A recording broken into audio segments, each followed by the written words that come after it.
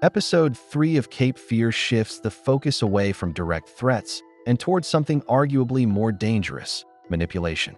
Throughout the episode, almost every major character is being watched, influenced, deceived, or pushed in a certain direction. At the same time, Cady continues to blur the line between victim and predator. He rarely makes direct threats, yet his presence seems to affect everyone around him. Whether he is responsible for the strange events happening or not almost becomes irrelevant, because people are beginning to make reckless decisions simply from the fear that he might be involved. One of the strongest themes throughout Episode 3 is invasion. Nearly every storyline revolves around someone crossing boundaries they shouldn't be crossing.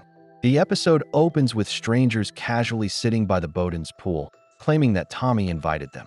While the moment initially feels strange and almost comedic, it immediately establishes the main idea of the episode. The Bowdens no longer control their own space. This theme appears repeatedly throughout the episode. Anna invades Zack's privacy by secretly mirroring his phone. Max casually walks into the Bowden home and makes sandwiches in their kitchen as if he belongs there.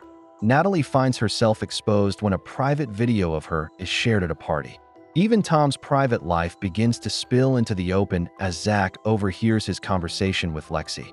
The importance of this theme becomes clearer when viewed alongside Cady's role in the story.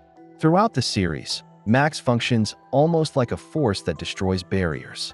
His return from prison has forced buried secrets back into public view. Now Episode 3 shows that the same thing is happening on a smaller scale throughout the lives of every character. Nobody is able to keep their private world protected anymore.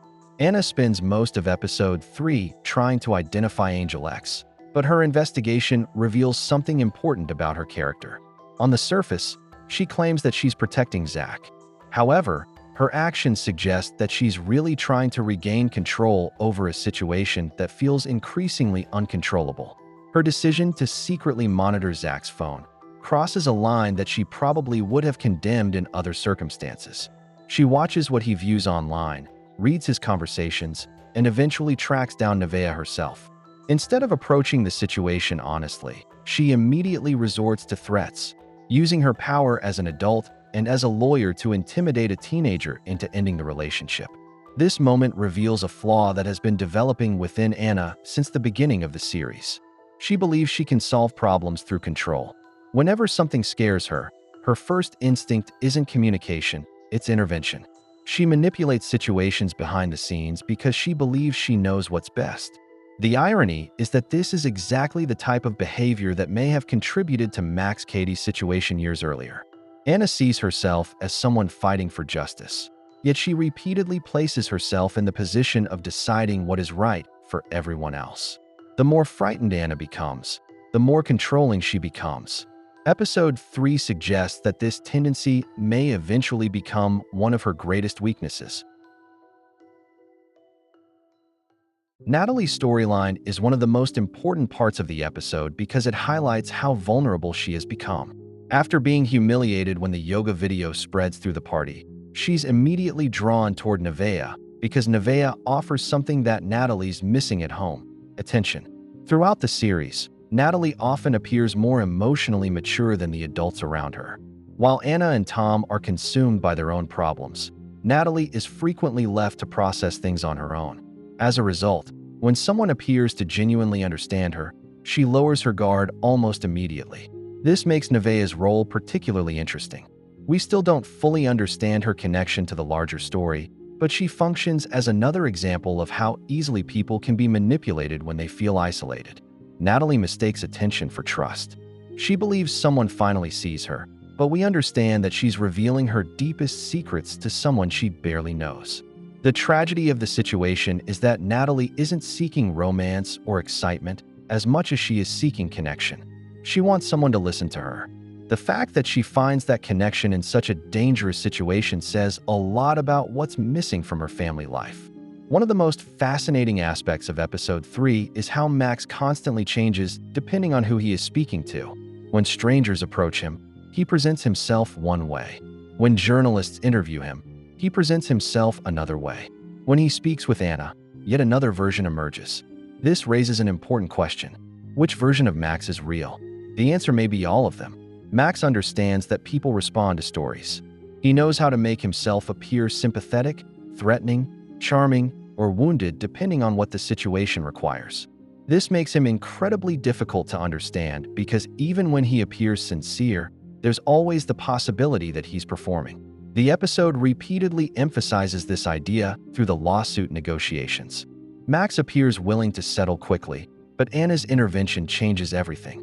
Their late-night conversation over coffee feels unusually honest compared to their previous interactions, yet there's still an uncomfortable uncertainty hanging over every word.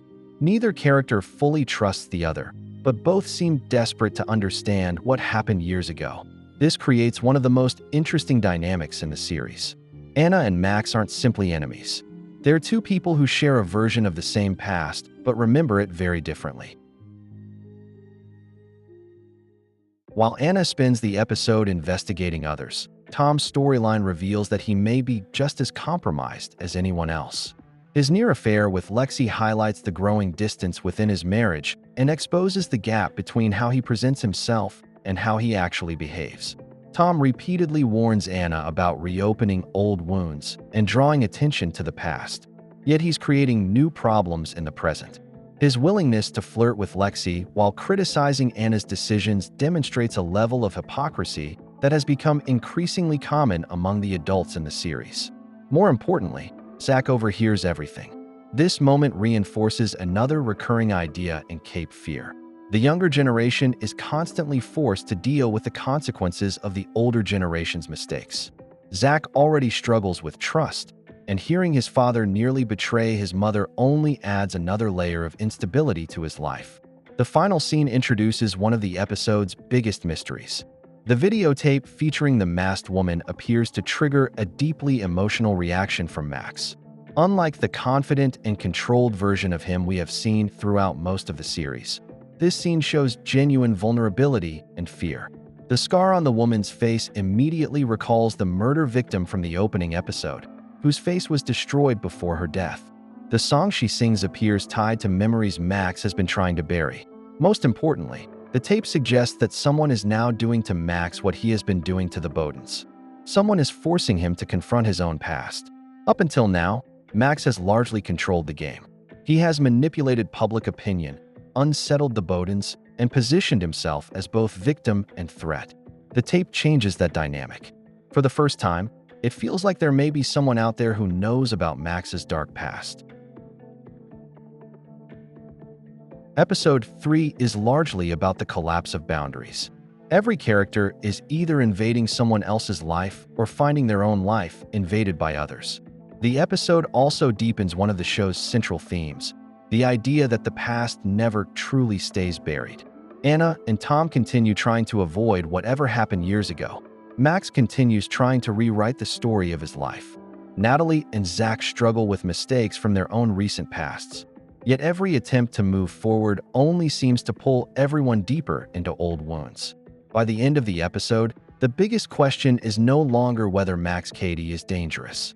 The bigger question is whether anyone in this story can escape the consequences of what they have done. Make sure to like and subscribe if you enjoyed this video, and I will see you in the next one.